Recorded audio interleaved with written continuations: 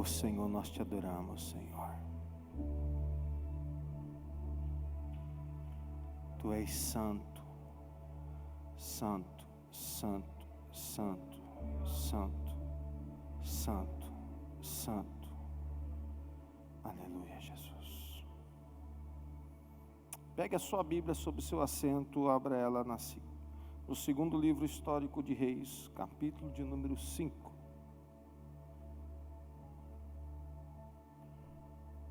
Segundo livro histórico dos Reis, capítulo de número 5.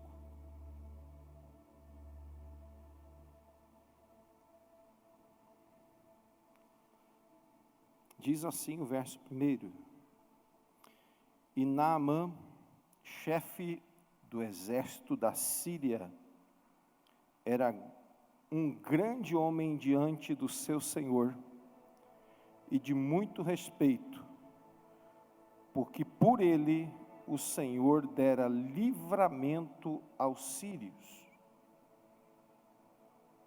E era este varão, homem valoroso, porém leproso. Vou repetir o texto. E Naamã, chefe do exército do rei da Síria, era um grande homem diante do seu senhor e de muito respeito, porque por ele o Senhor dera livramento aos sírios. E era este varão homem valoroso, porém leproso. Feche os teus olhos, reclina a tua fronte. Oramos mais uma vez ao Senhor eterno Deus, Pai que está nos céus. Vem sobre nós, Senhor, com a tua graça, revelação, que a tua palavra venha produzir em nós fé, fé para a cura, fé para o milagre, fé para a transformação, fé para a salvação daquele que crê, Senhor, fé para a restituição, Senhor, como a poesia que cantamos. Senhor, que nessa noite, Senhor, a tua palavra não torne, Senhor, não torne, porque tu já diz isso, ela não torna para ti vazia, antes faz o que te apraz, Senhor. Então nessa noite nós rogamos a tua graça e misericórdia sobre as nossas vidas, em nome de Jesus, amém e amém, Jesus. Amém? Você pode assentar, queridos. Graças damos ao Senhor.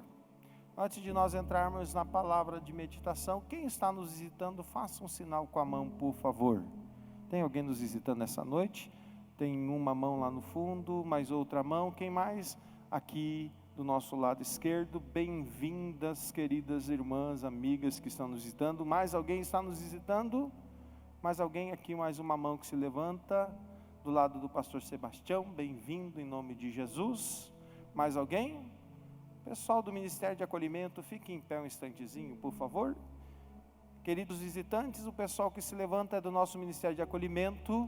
E gostaria de, no final do culto, cumprimentar você aqui na frente, presentear você e dizer que grande é a nossa alegria de receber você aqui no culto dessa noite. Então, se você quiser receber um presente nosso hoje, passe aqui na frente no final do culto, para nós, através do Ministério de Acolhimento, estar recebendo você com alegria. Obrigado, irmãos, podeis assentar. Graças a Deus. Eu quero convidar você, nessa noite, para nós navegarmos um pouquinho nas Escrituras Sagradas. O livro de Reis é um livro que conta a história do período dos reis de Israel, mas não somente reis de Israel, conta a história de alguns protagonistas, que são os profetas que o Senhor levanta. Interessante que durante essa história do povo de Deus na Bíblia Sagrada, nós temos alguns meios de interlocução, de conversa com Deus. Havia dois grupos distintos de homens separados para o ministério de Deus. O primeiro grupo de homens eram sacerdotes. Os sacerdotes, eles eram responsáveis por fazer a mediação entre o homem e Deus, apresentar elementos de culto para produzir a expiação de pecados do povo. Ou seja, através desses homens, os pecados do povo de Deus era perdoado mediante ritos e sacrifícios. O segundo distinto grupo de homens era o chamado de profetas, ou seja, homens que eram vocacionados pelo próprio Espírito de Deus.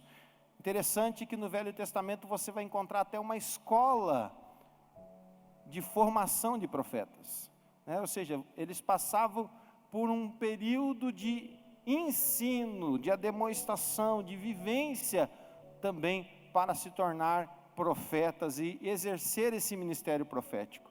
Interessante que no primeiro grupo de homens era o homem conversando com Deus. O segundo grupo de homens do ministério no Antigo Testamento era Deus conversando com o homem através dos seus profetas.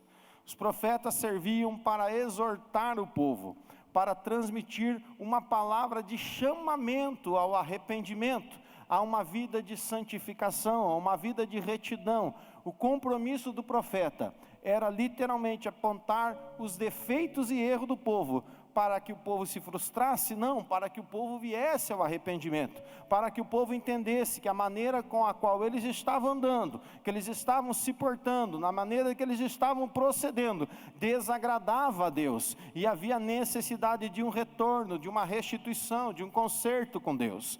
E no livro de Reis é muito forte essa aparição dos profetas. Nós vemos começando com o profeta Elias. O profeta Elias foi o chamado profeta do fogo. É aquele que conserta um altar que está caído, restitui esse altar, coloca sobre o altar um cordeiro, coloca a lenha, e ele não coloca fogo naquele altar. Ele clama ao Senhor, e a Bíblia diz que desce fogo do céu e consome aquele altar.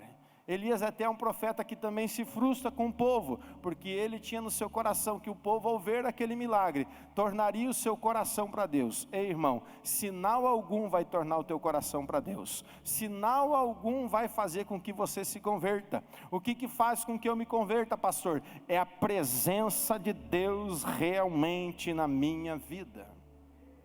Quem está entendendo, diga amém. Mas o profeta tinha esse intuito de apregoar uma palavra de arrependimento. Nós vemos, seguido do profeta Elias, ele escolhe um jovem que está trabalhando, que está lavrando a terra, com 12 juntas de boi, e a Bíblia diz que então ele lança sobre este jovem a sua capa, o profeta Elias, e a Bíblia nos diz que ali Eliseu entende o chamado para seguir o profeta.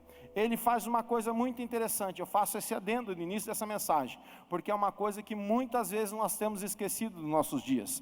Uma das principais coisas, não adianta, meu querido irmão, amigo que está aqui comigo nessa noite, você que está ouvindo esse início de palavra de Deus ao seu coração, não adianta você ter um chamado de Deus na sua vida, não adianta você ser uma pessoa de oração, de constante oração, não adianta você ser uma pessoa devota à leitura das Escrituras Sagradas, e tentar preencher o seu coração com as santas letras. Não adianta nada você ter uma vida de profilaxia espiritual, ou seja, de santidade, de separação. Bonita palavra, né, irmão? Até me impressionei agora. Oh, glória a Deus. Ou seja, não adianta nada você fazer tudo que é ao teu alcance para você se separar das coisas desse mundo, para viver uma vida de santidade ao Senhor, se você não tiver o primeiro quesito de alguém que vai ser usado por Deus. Qual é, pastor? Honrar a casa da onde você sai. Dá para dar um glória a Deus, hein, irmão? Se você não sabe honrar a casa que você saiu, a casa que te gerou, a casa que te nutriu, a casa que te sustentou, a casa que te trouxe a esse mundo, você não vai ser alguém usado por Deus.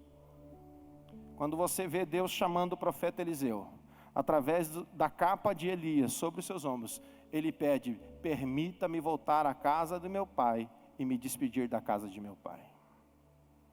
O que ele faz? Ele pede para que ele possa honrar a casa do seu pai, para que ele possa pedir a bênção do seu pai. A primeira pessoa que você deve honrar nessa vida é o seu pai e sua mãe.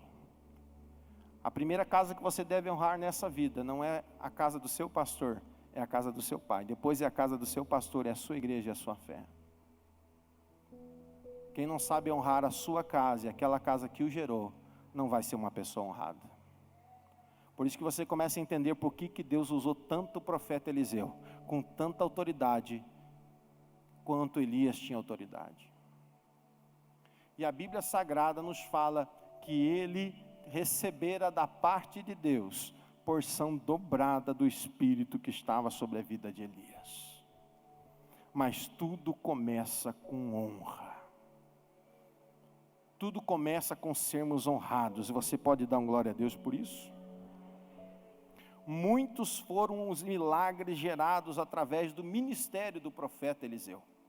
O profeta Eliseu foi alguém que foi poderosamente usado por Deus para dar bênção a uma mulher que estava endividada por causa do seu marido, mulher viúva. A Bíblia nos fala também que o profeta Eliseu também tinha os momentos em que ele podia lançar uma palavra que lançaria maldição sobre a vida de alguém. O profeta Eliseu é aquele que faz nascer um milagre na vida de um casal que não podia ter filhos, por causa que ele foi reconhecido como um santo homem de Deus. Esse mesmo profeta que faz a madre de uma mulher abrir e gerar um filho que não podia ter, é o mesmo profeta que se deita sobre esse menino e faz com que ele expire 7 vezes e ressuscite dentre os mortos. O mesmo profeta que foi usado pelo Espírito Santo de Deus, é um profeta que também depois de morto, até os seus ossos fizeram um morto ressuscitar.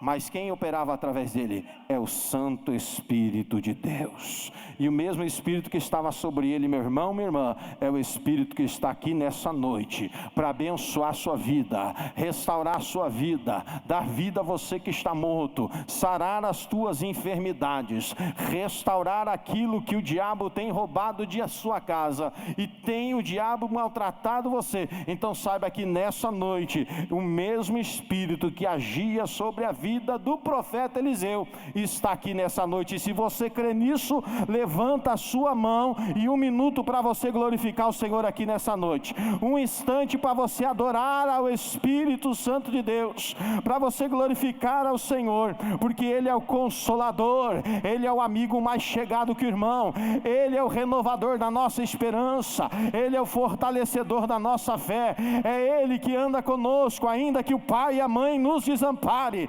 ainda que se esqueça de você, Ele está presente conosco. Aleluia!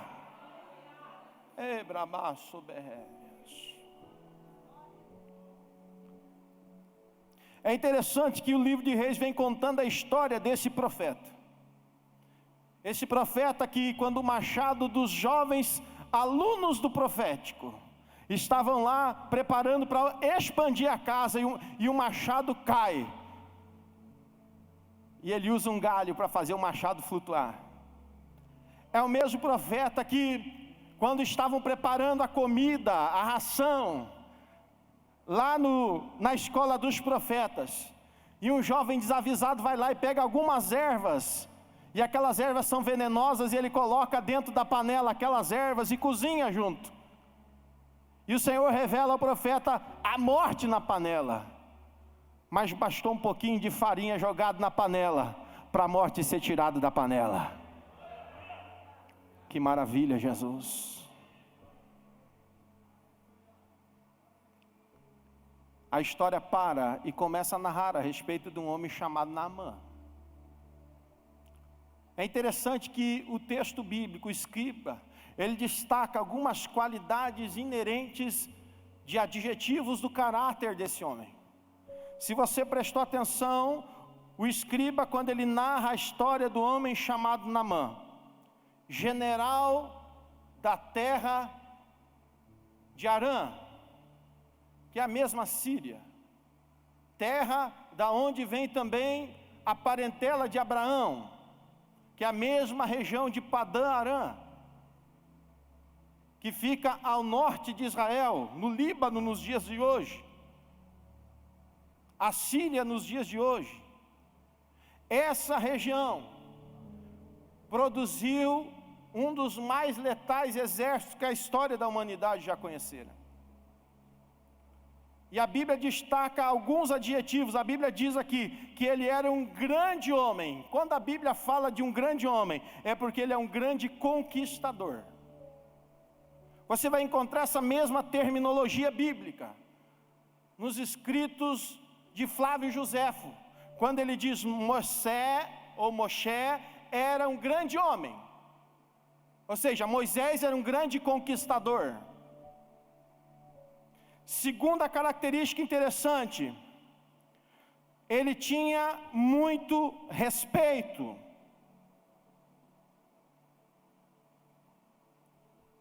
E nós vemos aqui outra coisa interessante.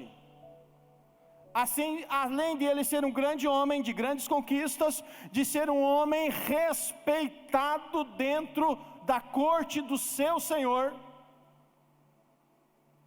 um terceiro adjetivo que nós vemos é que ele era uma pessoa de valor, uma pessoa de influência. Mas o que me chama a atenção na descrição do escriba, ao escrever o texto de Reis, é que ele diz: e o Senhor, pela mão deste homem, deu grandes vitórias ou livramentos à Síria. Você diria comigo, mas pastor, não era um povo pagão? Não era um povo que tinha muitos deuses? Como é que o Senhor faz esse negócio? Como é que o Senhor realiza isso? Você tem que entender uma coisa poderosa. Todas as coisas estão debaixo da soberania de Deus. Todas as coisas, irmãos, têm um propósito diante do Senhor. E todas as coisas são uma ferramenta de Deus para cumprir o seu propósito. E a Bíblia diz que esse homem, apesar de tudo isso, é interessante que você pode prestar atenção no texto, ele vem numa sequência lógica de revelação das qualidades desse homem. Ele é valoroso, ele é um grande homem, ele possui muito respeito. Aí vem uma vírgula, porém, era leproso, porém, ele era leproso.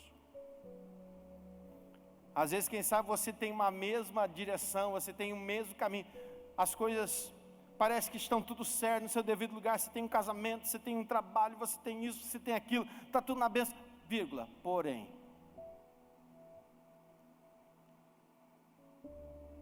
Não sei se você já teve essas situações na sua vida. Está dando certo no trabalho, está dando certo lá na empresa, está dando certo com o patrão, está dando certo, porém, a minha fé não está legal, porém, meu casamento não está dando certo, porém, meu filho está rebelde, meu filho não me ouve, está tudo certo, eu estou com dinheiro, estou conseguindo pagar as contas, estou feliz, a doença está, porém, eu não tenho mais vontade de ir à casa do Senhor. Às vezes o inimigo coloca um porém nas nossas vidas. Irmãos, e não são poucos poréns que estão acontecendo muitas vezes na vida das pessoas.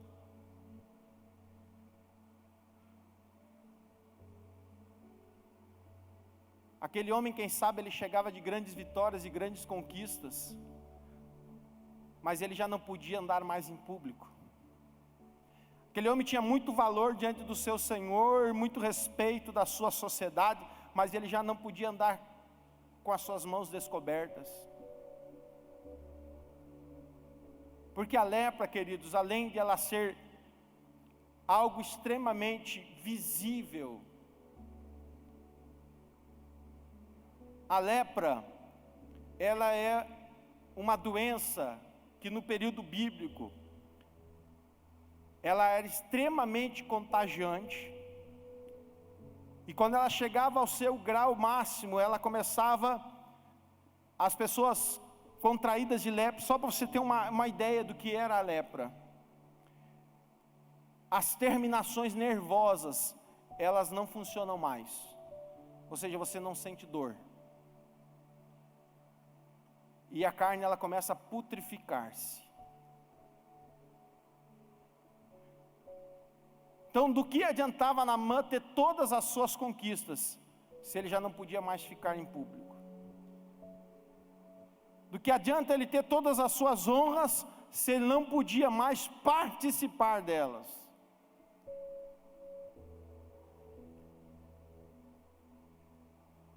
Do que adiantava todas as suas conquistas, se ele não podia mais compartilhá-las?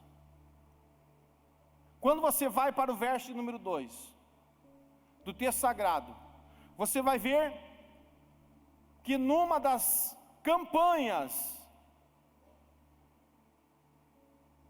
de Naamã dentro do território de Israel, ele leva para dentro da sua casa uma menina israelita. Ele leva uma menina como escrava. A Bíblia não registra aqui, queridos, qual foi a situação.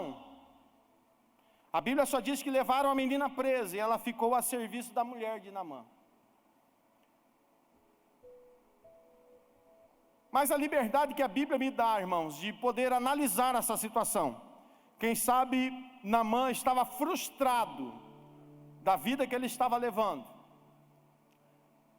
Ele tinha seu sucesso profissional, ele tinha seu sucesso como homem da sociedade, mas ele não tinha sucesso como pessoa.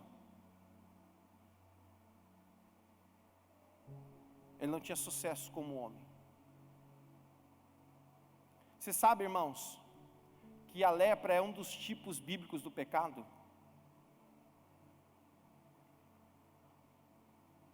A lepra você não sente, mas está morrendo.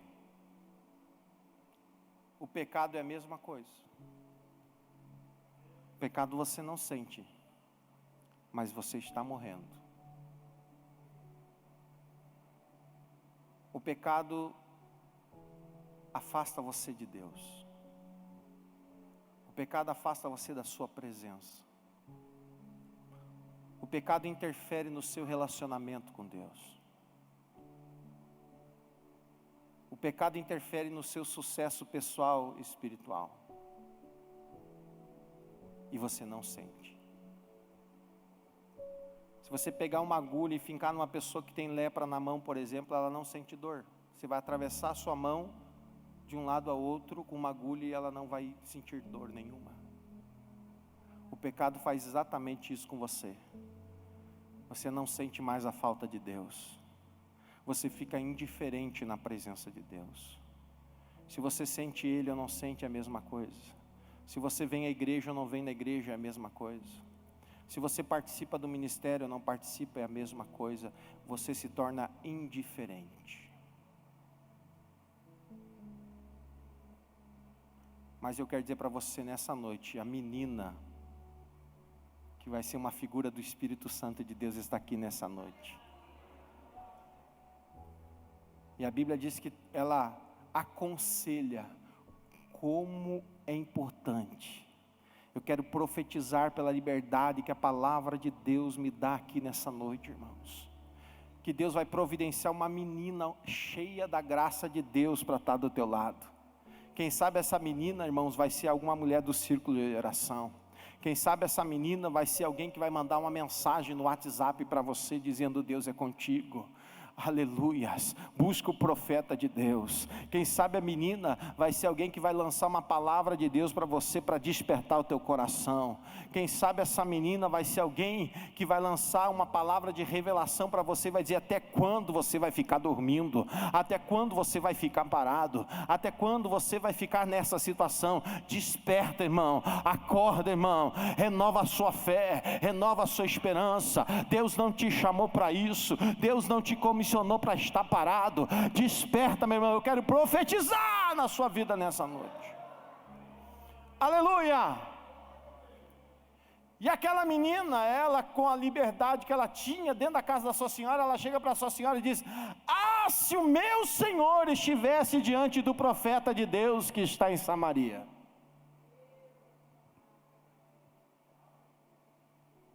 Aleluia, Jesus.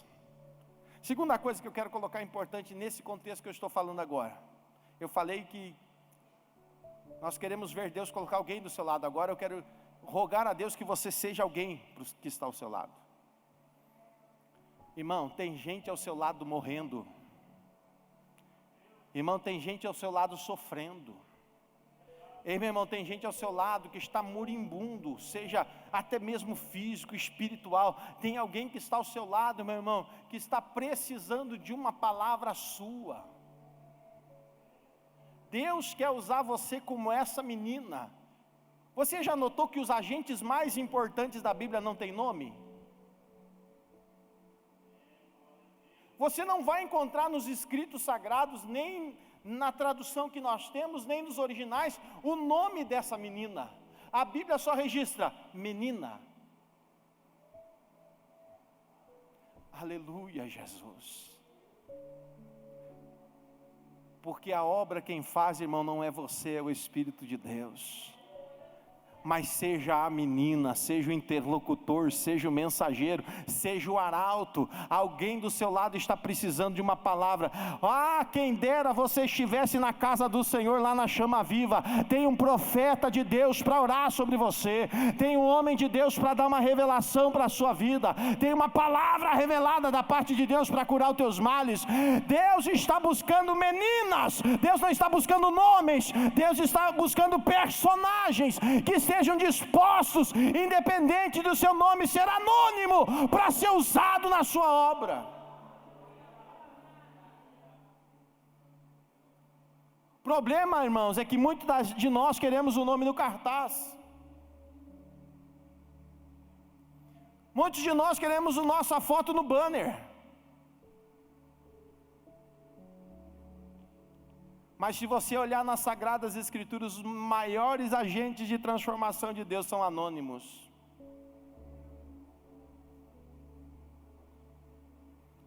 Aleluia. Pergunta aí para a pessoa do seu lado, e aí, vai deixar Deus te usar? Ou vai continuar na mesma?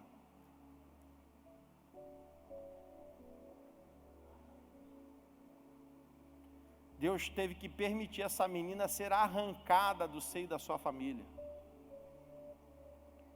ser levada como escrava à Síria, para ela ser uma mensageira profética do Senhor. Irmãos, eu não estou falando qualquer palavra para você aqui nessa noite. Quando a Bíblia fala menina, essa garota devia ter no mínimo até 13 anos de idade. Você sabe o que é isso? Porque a partir dos 12 anos de idade, ela já era considerada mulher para a sociedade.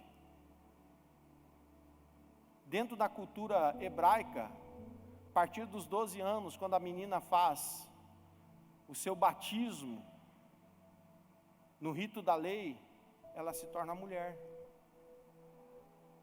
Então provavelmente essa menina tinha até no máximo 12 anos de idade. Olha a coragem, irmãos, o que leva uma menina a ter a ousadia de falar para a sua senhora: olha, tem um profeta lá na minha terra, que se o meu Senhor tivesse diante dele, ele seria curado da sua lepra. Uma criança, irmãos. Mas eu tento imaginar que foi tamanha a audácia dessa menina ao falar isto, que gerou no coração do seu Senhor fé. A palavra que sai da sua boca, meu irmão, tem que gerar fé no coração. Que esse homem foi para o seu rei Ben-Hadad e pediu uma carta para que fosse enviado ao rei de Israel, para que não houvesse um confronto diplomático entre as nações, pensando que era um ataque ou uma afronta de guerra. Irmãos, uma palavra de uma menina de 12 anos de idade faz mover o coração de um general, que faz mover o coração de um rei. E o rei escreve uma carta ao rei de Israel, dizendo: eu estou te enviando aqui o meu general, o meu senhor general. E ele vai com uma comitiva, e ele vai levar uma oferta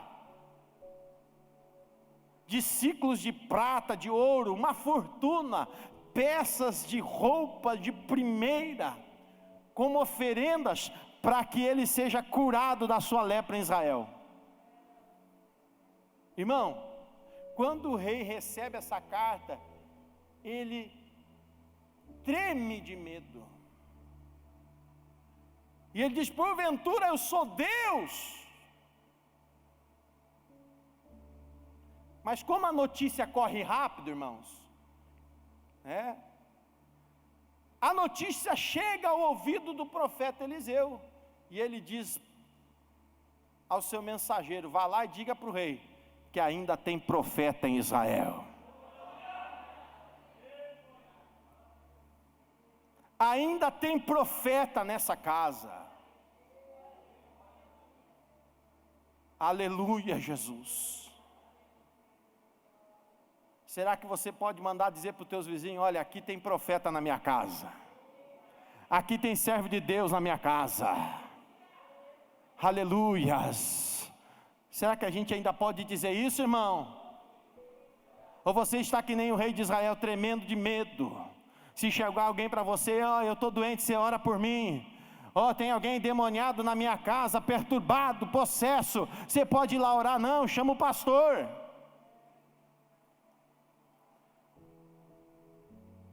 Aleluia, Jesus.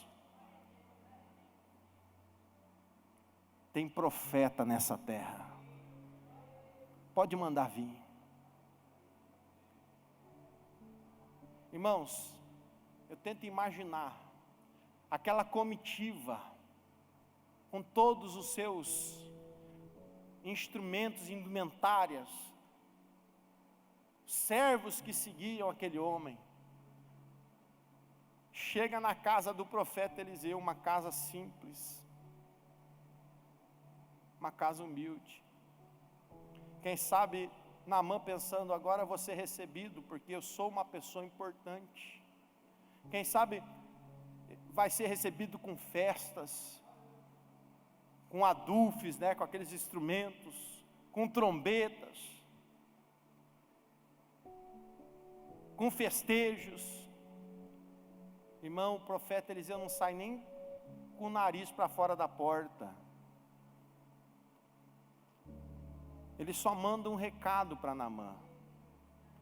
Ele diz para Naamã o seguinte: você vai lá no Jordão e te banha 7 vezes no Jordão.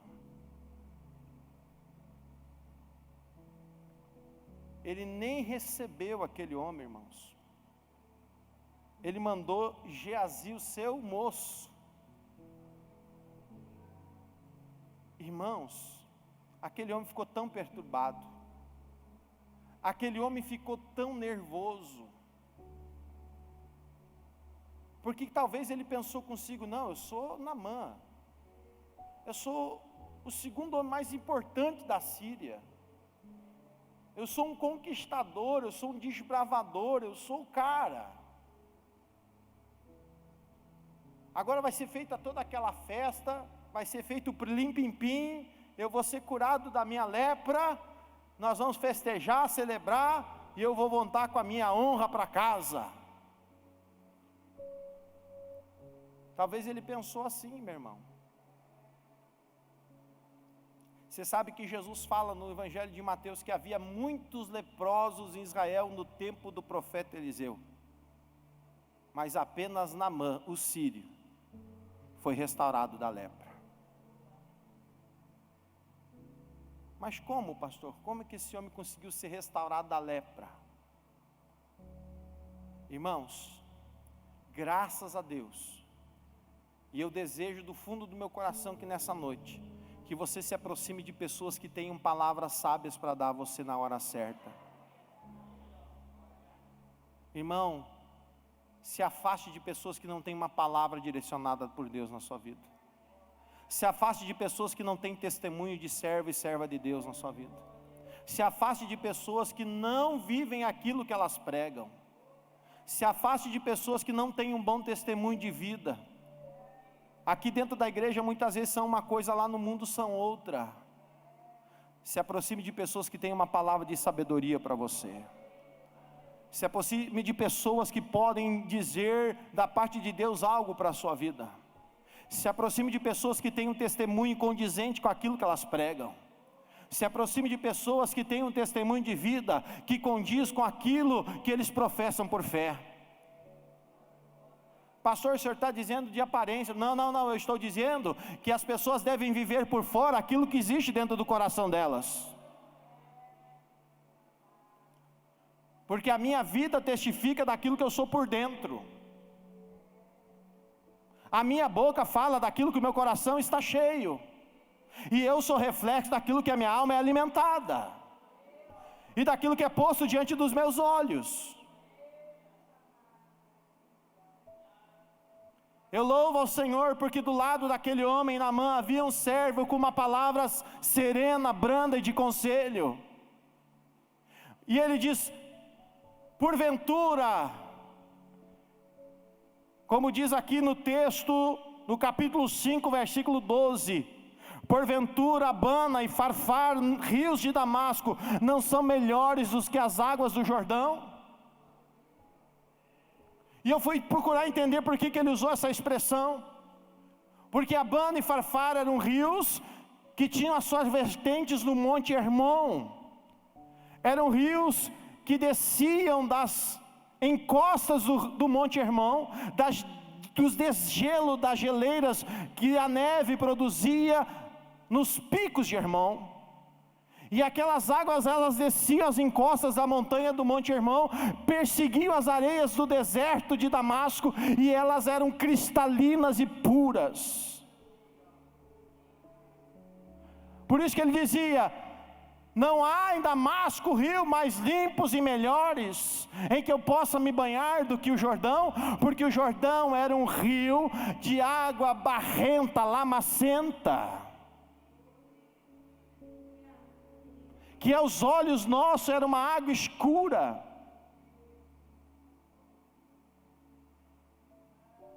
Daqui a um pouco você vai entender o que Deus está falando. Aí vem o servo, servo abençoado esse. A gente precisa, irmãos, de servos. Como assim, pastor? Sim, meu irmão, porque a Bíblia diz que quem quer Senhor, seja o servo de todos. Aleluia. Quem quer ser o maior, seja o menor. Quem quer ser o primeiro, seja o último. Quem quiser receber, dê primeiro. Aleluia. E aquele servo diz: meu Senhor, se o profeta te pedisse algo mais difícil, impossível, o Senhor não faria? Se Ele te pedisse algo impossível, você não tentaria? Então, meu Senhor, o que é você descer no Jordão e se banhar 7 vezes? O que é você descer e mergulhar 7 vezes? Às vezes, para nós sermos abençoados, irmãos, nós temos que descer da postura que nós nos colocamos, do pedestal no qual nós nos elegemos, e nos humilharmos, porque a Bíblia diz que quem se humilha, Deus exalta, mas quem exalta, Deus humilha. E a soberba precede a queda. E aquela palavra entra no coração de Naamã. Irmãos, e eu fiquei pensando: Deus, por que tu pediu para Naamã se banhar 7 vezes? Não podia ser só uma? Você sabe que o número 7 na Bíblia é um número profético, que significa completo e perfeito. Eu vou repetir aqui para você guardar isso no seu coração. Número 7 fala de completude, de plenitude. Número 7 fala de obra completa, obra terminada, obra perfeita. Por isso que o profeta Isaías fala no capítulo 12, que sobre o Messias haveria 7 espíritos. Fala da plenitude do Espírito Santo, os 7 Espíritos de Deus, aleluias. O número 7 fala da obra perfeita de Deus, quando cria todas as coisas. 6 dias ele faz, no 7º ele descansa. Quando Jesus está na cruz, irmão, ele fala 7 palavras. Quando você chegar no céu, você vai receber 7 bem-aventuranças. Diante do trono de Deus há 7 espíritos. Você sabia que todo o Novo Testamento é escrito numa terminologia do 7? Se você somar todas as palavras que estão no Novo Testamento, nos Evangelhos, você vai encontrar o número 7. Porque a palavra de Deus é perfeita. A obra que Deus quer fazer na minha vida e na sua vida, irmãos, não é meia obra, é obra perfeita. Você sabe quando é que você se torna uma pessoa perfeita? Na numerologia bíblica, o número do homem é 4. Porque nós temos 4 ventos, 4 pontos cardeais, 4 são as estações do ano, tudo que simboliza a relação do homem com a terra. E como é que eu me torno perfeito? Quando eu me junto com o Pai, com o Filho e o Espírito Santo. Quando 3 entra dentro da minha vida, meu irmão, aleluia, Jesus. Você sabe que a mulher samaritana teve 6 maridos e a vida dela foi uma desgraça. Perdão, teve 5 e um foi amante. Foi 6 homens na vida dela, mas quando o 7º entrou na vida dela, meu irmão, ela se tornou a primeira missionária em Samaria. Deus quer fazer uma obra completa na sua vida aqui nessa noite. Você sabe, meus irmãos, eu estava vendo um pastor contar a história de como seu avô fez a primeira lavoura na vida dele.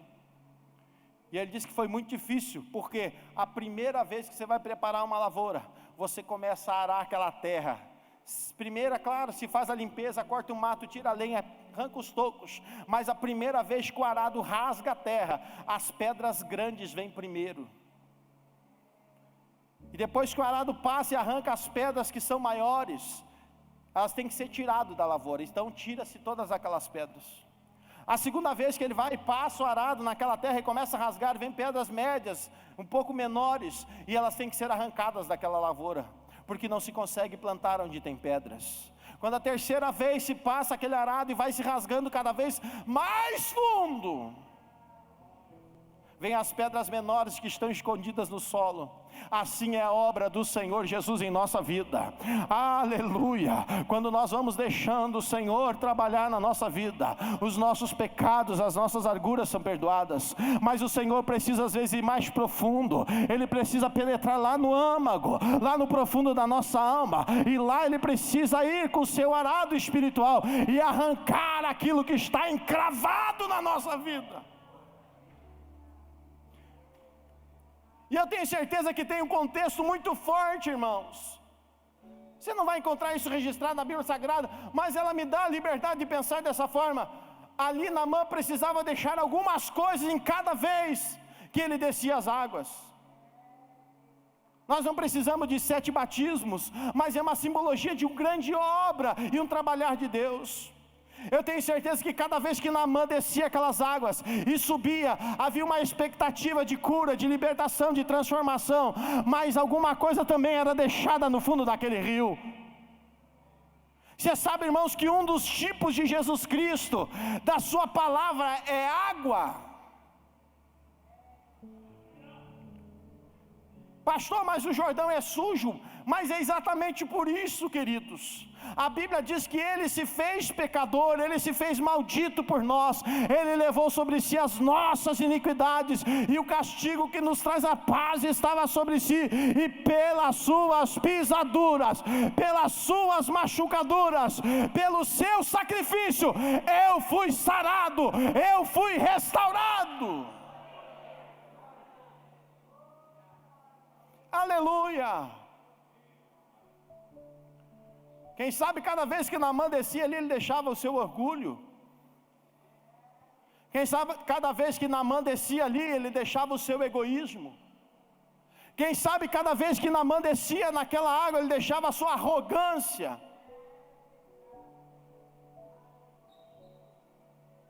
E quando ele surge pela 7ª vez das águas, a Bíblia diz que a sua pele estava com uma pele de uma criança recém-nascida. Já não havia mais aquela cor embranquiçada. Já não havia, quem sabe mais, queridos, as feridas, as chagas. Quando você nasceu da água e do Espírito, você nasceu puro. Já não havia mais mácula em você, meu irmão. Já não havia mais chagas do pecado na sua vida. Porque a obra que Deus faz é uma obra perfeita e completa. O maior milagre, e eu convido você a ficar em pé. O maior milagre não foi a cura da lepra. Como assim, pastor? Naamã, ele chega como um Ciro. Naamã chega como um idólatra. Naamã chega como um pagão. Mas quando ele sai da água, ele sai um servo do Deus Altíssimo. Não há Deus como o de Israel. O maior milagre que Deus quer fazer na minha vida, na sua vida, não é a cura da nossa carne. O maior milagre que Deus quer fazer na sua vida, meu irmão, minha irmã, não é a restauração do seu casamento. O maior milagre que Deus quer fazer na sua vida, meu irmão, minha irmã, não é a transformação do filho que está rebelde. O maior milagre que Deus quer fazer é converter o teu coração a Ele. É trazer o seu coração para Ele. Aleluia. Só que para isso, irmãos, assim como a mulher samaritana que abandonou o cântaro junto ao poço, você precisa deixar algumas coisas no fundo do Jordão. Mas isso só acontece quando o varão perfeito entrar na sua vida. Não adianta você, pastor, eu já estou na igreja há muito tempo. É verdade, eu também, irmãos, desde que nasci. Eu nasci dentro da igreja. Mas eu confesso a você que eu já tive que deixar Jesus trabalhar muitas vezes na minha vida. Eu já precisei descer o Jordão muitas vezes. E cada descida do Jordão é uma transformação. Só que transformação, mudança, significa deixar alguns pedaços de nós que não servem para Jesus. Você sabe quando um diamante é perfeito e possui o maior quilate? É quando ele tem as suas arestas perfeitas e lapidadas. E o diamante é duro. Nosso coração é duro. Aí precisa vir uma lima do Espírito Santo e dizer, não, essa aresta não vai dar. Deixa eu trabalhar. E deixar o Espírito de Deus trabalhar em nós, dói. Porque a gente vai ter que ser que nem Naamã, descer do cavalo, tirar as roupas da pompa, daquelas das quais eu me impus. Pastor, mas foi conquistado com o meu braço, não tem problema, irmão. Se você souber o que Deus tem de maior para você ainda, você vai fazer que nem Davi. Eu prefiro dançar nu diante da presença do Senhor do que ter a roupa real, porque eu só cheguei no trono por causa da glória dele. Eu só cheguei no trono por causa da bondade dele. Eu só cheguei na presença por causa da misericórdia dele. Eu só cheguei lá porque a misericórdia dele me alcançou. Eu só recebi a coroa porque a bondade dele me preservou. Eu só cheguei no trono porque ele me guardou na caverna de Adulão. Charamandobiácias, aleluia. Quero convidar você a fechar os teus olhos. E se você tiver coragem de descer no Jordão espiritual hoje, que nós queremos profetizar aqui na sua vida, sai do teu lugar, eu quero orar junto com você. Vem dizer para Deus: Deus, eu preciso deixar alguma coisa no Jordão hoje. Eu preciso ser transformado no Jordão hoje. Eu preciso nascer de novo no Jordão hoje. Aleluias, aleluias. E você, meu irmão, coloque uma coisa no seu coração. Aleluias. Água é um dos símbolos da palavra de Deus. Eu só sou transformado pela palavra de Deus. Eu só sou mudado pela palavra de Deus. Eu só sou modificado pela palavra de Deus. Eu só sou renovado pela palavra de Deus. Eu só sou mudado pela palavra de Deus. Eu só sou modificado pela palavra de Deus. Você precisa nascer dessa palavra. E quando você se jogar nessa palavra, e não adianta, meu irmão, você ter uma intimidade superficial. Quando Ezequiel ele tem aquela revelação do homem de uma vara de medir, e disse para ele: entra nesse rio. E quando ele entra, as águas elas estão na sua canela.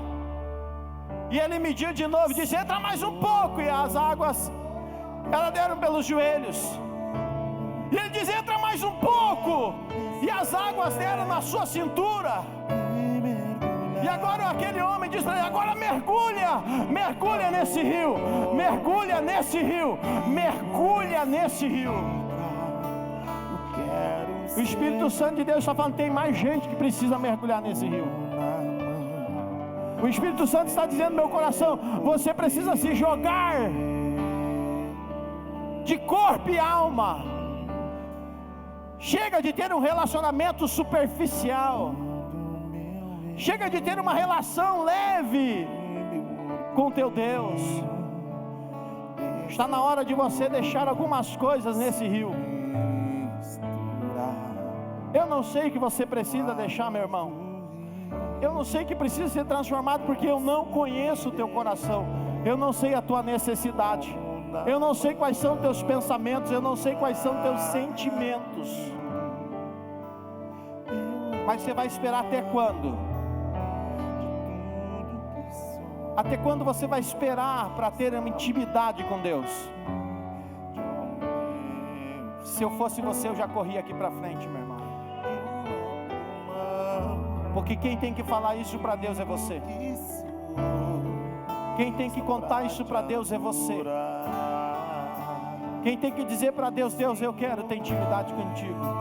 Eu quero nascer não da vontade do homem. Eu não quero nascer da vontade da carne. Eu quero nascer da vontade do Espírito. Aleluia, aleluia, aleluia, aleluia.